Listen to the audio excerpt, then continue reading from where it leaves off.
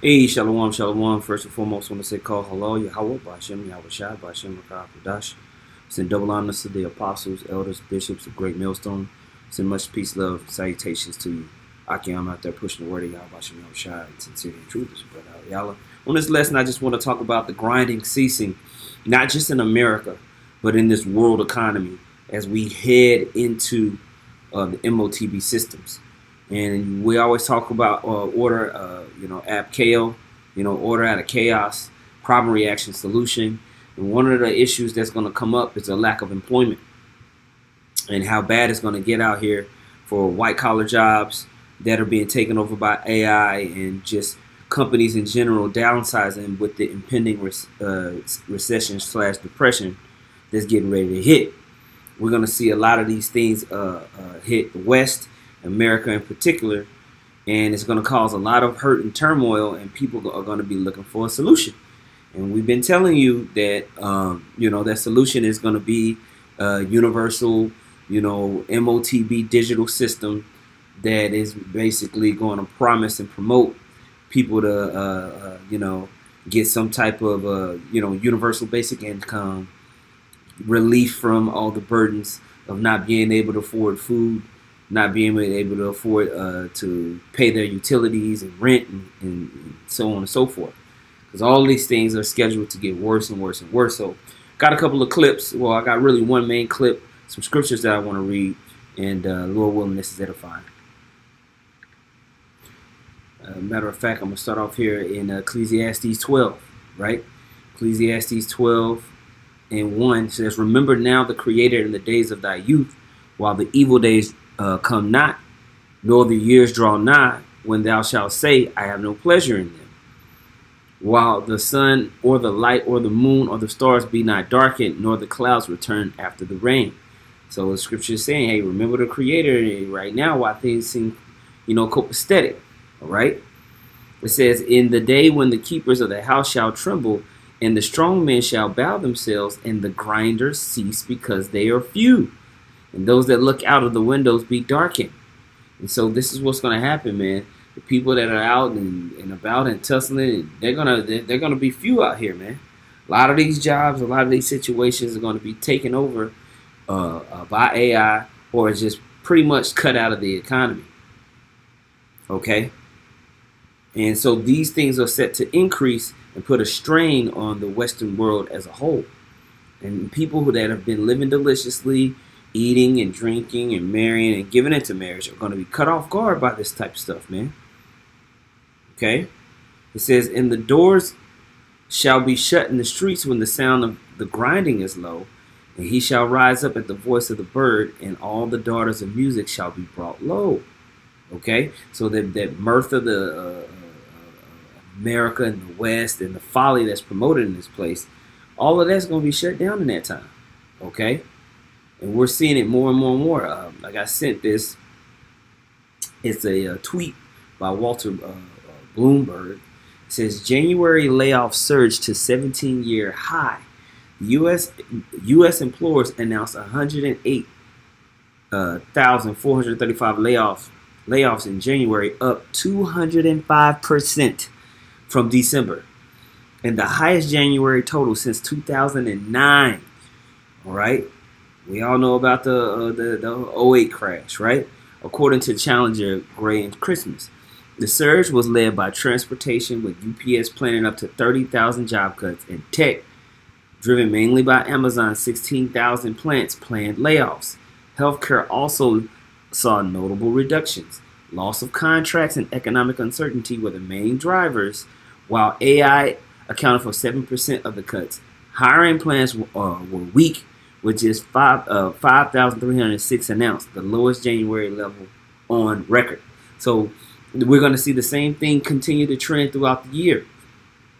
There's going to be more and more unemployment, more and more layoffs, and incrementally AI is going to be taking over these little jobs that people was picking up, and getting these gig-based labor, all that type of stuff, going in and doing middle management, secretary type work. All of that's going to be replaced by AI technology, and they've been setting this up. This is why they have all these technocrats surrounded and hawking around the White House and pushing all the current public policy. Why? Because they're coming into a new digital age, the whole Motb system. This is Isaiah chapter 19, verse 4 in the NLT. It says, I will hand Egypt over to a hard, cruel master. And we always read to you how in the book of Revelation, I believe the 11th chapter talks about a spiritual Egypt and a spiritual side. And Babylon the Great is a part of that. And America is Babylon the Great. This is the spiritual Egypt. So, and it's been given over to a cruel master. That's why you see Trump and all of his cohorts moving so fervently towards World War III, towards the Motb.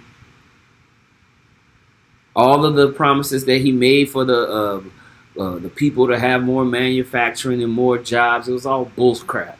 Him getting out of the endless wars, bullcrap. So the America and the West have been given over to a hard, cruel master, right? A fierce king will rule them, says the Lord, the Lord of heaven's armies. The water of the Nile will fail to rise and flood the fields. The riverbed will be parched and dry.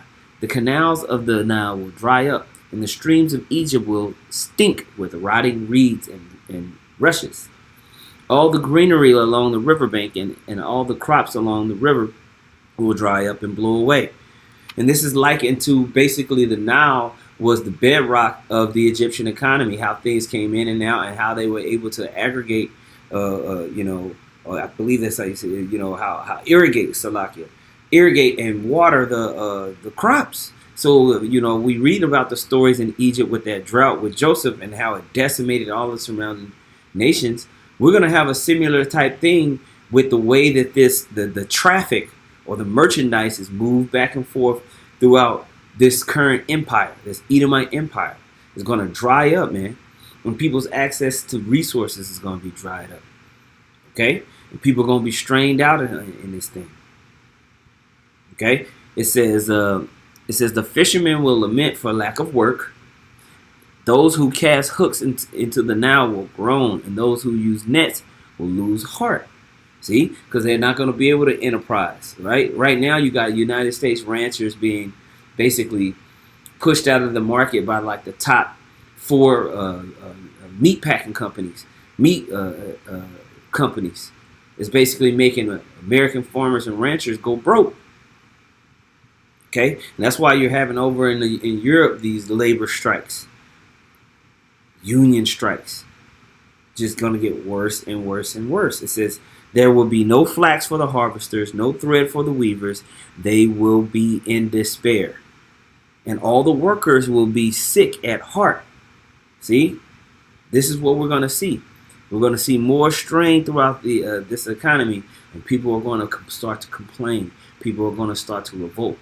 People are going to be upset. Now, I won't play this clip right here. I'm not going to play the whole thing. It's by the dude Adrian Jeek. I think that's how you say his name, Jeek or something like that. He did this maybe 4 or 5 days ago. The next phase of the New World Order has begun. But this one little section I want to hinge on because this is going to be an important part of as they implement more AI and as people get strained out of this economy and start to push on the current administration, right? Because you see everything going up, the Dow Jones, But if you don't have the money to be invested in this current economy, you're missing out on all those gains. It's the rich that's really benefiting. Okay? Though the level of debt was unsustainable everywhere you looked. Well, then there's part 2, which is what about the future of the system? Because the debt-based system only works if the future can reliably pay for the present. That means people need jobs. Society needs to make... Right. So now he's talking about what we talk about in Habakkuk, the 2nd chapter, all the time, that at Batya, how this is a debt-based system that is built off inflation, which is supposed to drive the economy towards more production, more profitability, and constant innovation. That's the key aspect of having this debt-based system. Well, now that the dollar is teetering, the world is not getting along. People are finding alternative ways to move money, to trade, and everything like that. It's making the system be shaky. But we like to always tell you, this is a controlled demolition. It's all by design. Okay? Check what he's saying. Make money, right? The amount of people that pay taxes and pay into the system needs to grow so that economic activity expands. So the amount of people that pay taxes and that come into the system has to continuously grow. So having a mass unemployment and people that are not producing and making money in the system is a problem. Because you're going to then drive down consumerism, which hurts prices. All right? Which makes the value of the currency worse. Things become more illiquid, meaning cash is not flowing out there. But now it's 2026, and here's what the future looks like. You've predicted AI will disrupt 50% of entry-level white-collar jobs over the next 1 to 5 years. What does that mean for the future of work, right? If you have a child who's graduating high school, thinking about college, thinking about a trade school, what should the future of America be looking to right now to make sure they have a job down the line? So that was the CEO of Anthropic. He's telling us that about 50% of white-collar work will be replaced in the next 1 to 5 years. And what that means is that there may not be enough humans in the workforce who will pay into the system, who will keep borrowing money to keep expanding the debt-based system. So investors are like, I've got a question. In a world where robots work and humans don't, who's doing the borrowing and where is the cash flow going to come from? We don't know.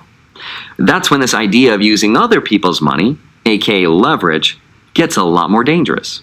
Because this can lead to volatility, which leads to deleverage, this cascade of selling. Because no one wants to be the last person holding risk. All right, so leverage is basically when you make bets on the future inside of the market.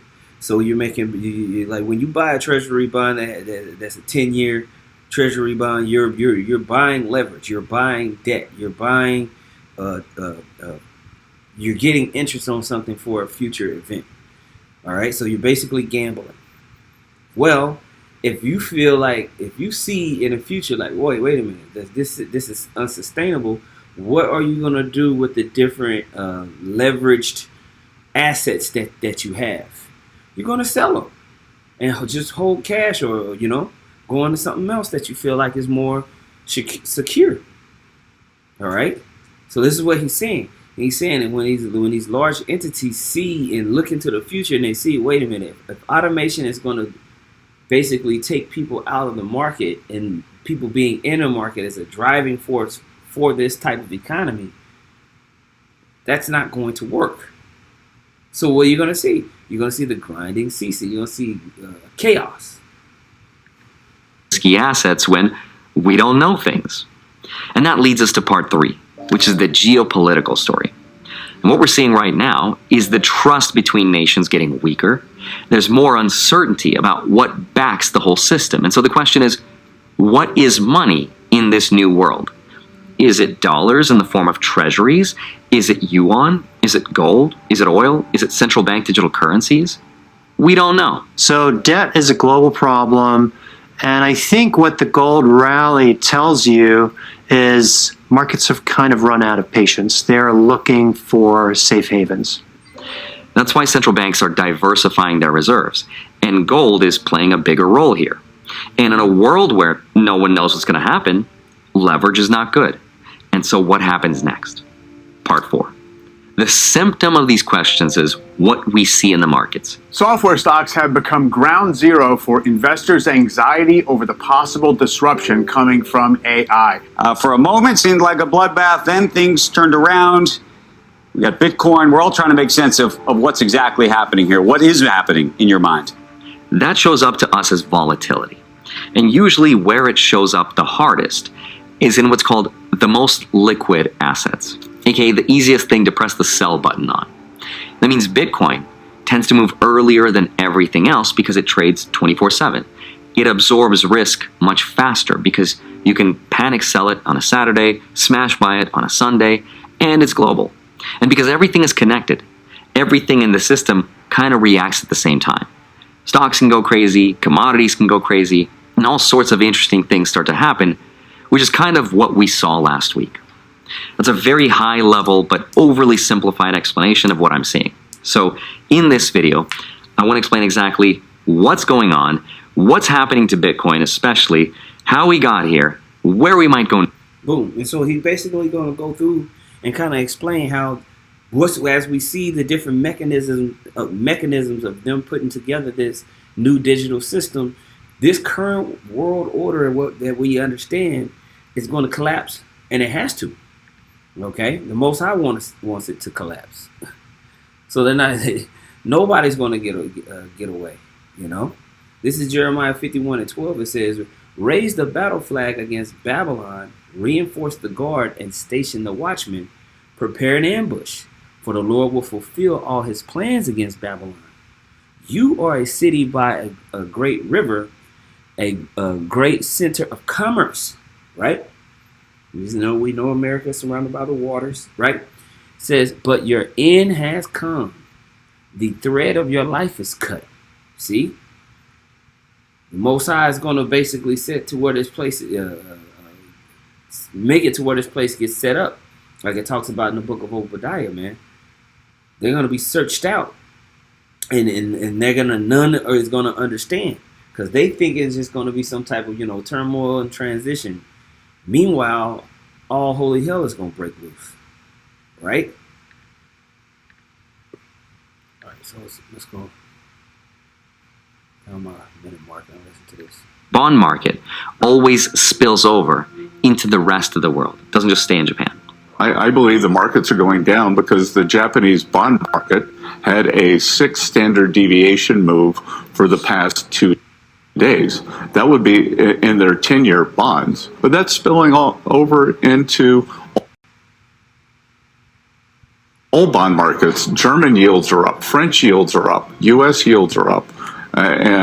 Again, it's mostly the Japanese bond market.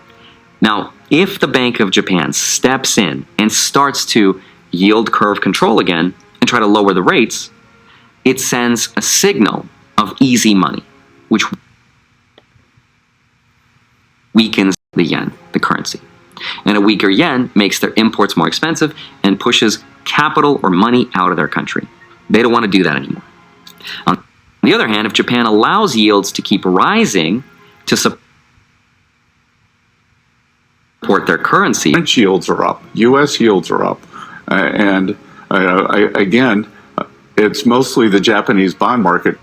Now, if the Bank of Japan steps in and starts to yield curve control again and try to lower the rates, it sends a signal of easy money, which weakens the yen, the currency. And a weaker yen makes their imports more expensive and pushes capital or money out of their country. They don't want to do that anymore. On the other hand, if Japan allows yields to keep rising to support their currency, stronger currency and higher rates means higher carry costs, which leads to an eventual deleveraging of the debt-based system. And how that looks like to us is everything goes down. Markets become volatile, especially Bitcoin, which is very leveraged. Now that leads us to part 2 of the story, which is to understand why it's more leverage. You would probably need to go back into this video, which I'm not going to play all of that. But basically, you have people making bets in the market on the future of Bitcoin. So they're getting loans, they're taking loans out, buying different assets for thinking that the yield that they're going to get over the course of the future will way outdo the interest that they're taking out on these loans. So they will be able to pay back these loans and have ridiculous amounts of gains. So a lot of these large hedge fund companies and stuff like that have made those types of bets in real estate, in stocks, in cryptocurrencies, in different facets of the markets. All right. But if you have something that kind of messes the whole damn market up, and interest rates go haywire, and prices of the assets, drop through the floor. Well, now there's this deleveraging where people are gonna have to sell out of their positions early, which will literally crash the market overnight. All right. Now he's gonna explain back at the beginning what I was saying about unemployment and the grinding ceasing. That in this monetary debt-based system, debt only works if the future can reliably pay for the present. which is a paradox if AI displaces everyone. Let me explain. Remember that PE ratio thing we talked about? Stocks are worth what we think a company will make in the future. That's the whole economy. And that means jobs need to exist. Incomes need to grow. Enough people need to participate in the economy to generate the cash flows that pays for all the borrowing.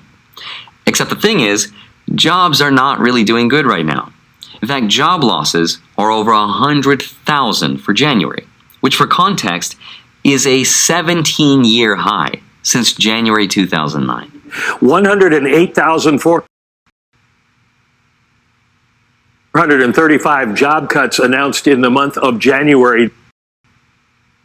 That is the highest January total since 2009. That's not good. If there's less people working, less people borrowing, that means less people buying and investing. And we also just recently got something called the JOLTS numbers from the Bureau of Labor Statistics. And job openings came in at about 6.5 million. And that's not only lower than economists expected, it's also part of a multiple-year trend that's going down from the peak in 2022. And this matters to investors because if y'all remember from the time that they had the COVID hit, you had people do what was called the great resignation, where people just wasn't going. They got out from they got furloughed by the pandemic, and they enjoyed being off from work for so much they just never went back. Right, and so a lot of these, people just didn't want to go back to the corporate setting, And so there's a rush by these companies to replace people with AI right now in every industry. I'm even seeing it in health, man. Okay, where people can just interact with AI and get prescriptions and all types of stuff. Right. Job openings are one of the easiest things to understand about our future. That's because companies don't post jobs unless they expect to grow and make more money, which means when job openings fall, it usually means businesses are pulling back, and that's not good. And that's before we even talk about the AI. The job market's already slow. And we've been seeing this. I've been seeing this even with brothers. Brothers might lose a gig or want to change out of what they're doing, and they're having a very difficult time finding new gigs. Now, I've been warning brothers about this shit for years now. Find a job, grow within that position, make as much money as you can, but don't be job hopping because it's going to get hard to find a new gig. A lot of brothers, that's why when you listen to the apostles and the elders and the bishops, they were saying this 15 years ago to find a trade. Find a valuable skill, get a valuable skill in the market that can't be replaced like that. And that's why you got many brothers have trade skills, whether it's carpentry, whether it's electrician, whether it's plumbing, okay, welding, all that type of stuff. And those jobs pay very well, okay? Slowing down. So what all of this is telling us is something the markets do not like. It's starting to challenge our investor assumption that growth will be strong enough to support all the current values and all the current leverage built into the system, which, at least for now, looks like it isn't. Now, let's layer AI on top of that. Automation and robotics. Those are what economists call deflationary forces. They make things cheaper and faster. How do they do that? They get rid of human beings, right? Mm-hmm. Now, we don't need more people to work the jobs, so we let the robots and AI do it. And that's why just recently executives at companies like Anthropic have said that a huge portion of white-collar work will be automated in the next 1 to 5 years. And so my worry is exactly, if you're someone, kind of coming up in the world and just starting your career. A lot of these people that are going to school right now and paying hundreds of thousands of dollars to get these degrees in these white-collar fields, business, marketing, so on and so forth, to go sit at a desk job and file paperwork and be the middleman between a client and a company. a lot of that stuff is going to be absolutely taken out the way, and you're going to even start to see AI professionals like lawyers who are able to execute basic, contracts for people without having to deal with a lawyer directly. The AI will fill out the paperwork for them. All right. And so you're going to see a lot of this stuff happen to where middlemen, white collar middlemen that work these jobs are absolutely going to be removed from the economy. So that's going to make the grinding cease even more, because as these people lose their jobs and lose their resources and money, well, that's how you perpetuate a debt-based economy like this. So definitely people are not going to be buying houses, starting new businesses. The current businesses that you see out there, they're not going to expand. They're not going to hire new people. They're just going to download an AI component that can take care of those jobs. And it's going to be a cascading effect on the economy. AI is coming at multiple points, and it will make people a lot more productive. But I think, that we can't deny that it will also eliminate jobs and probably a large number of them. And this sort of lines up with what we're seeing with the jobs. Now, whether that number is 30, 40, or 50% doesn't matter.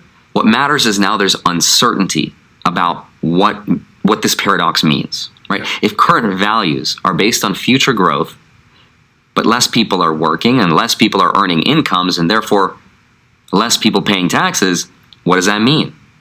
That creates this paradox to the debt-based system that we're living in. And that's why you got Trump talking about we're going to use the tariffs to, to circumvent taxes and make all these different funds, because he's trying to keep people calm while they're getting ready to demolition everything around you.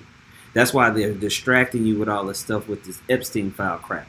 Meanwhile, the whole fucking global economy is about to implode on itself, and we're right at the point of it. We're not far. I keep telling you, we be doing these Motb and these algo updates. We're only a couple of pieces away from this stuff being very quickly being implemented. Okay, so that's why I wanted to play this. Now you can go and watch the rest of this.